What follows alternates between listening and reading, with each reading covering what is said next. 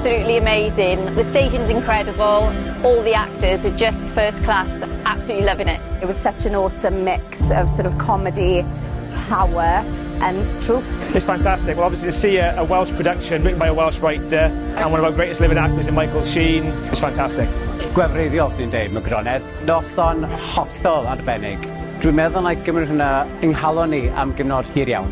Energetic and imaginative and visceral and whimsical and set design is everything about it. It's just glorious. And it's such an incredible thing that this story hasn't been told before because it's such an important story. Just in the first act is like absolutely wild. My grandfathers were miners, my father was a miner, my two brothers were miners. I'm so proud of it, I'm quite emotional, honestly. Really important, so much that I didn't know. So yeah, I just thought it was fabulous. To see somebody who was working class from the community who did so well and has changed so much. It's really, really nice to see that story told on a wider level. You could really feel the emotions, like you were actually in that moment.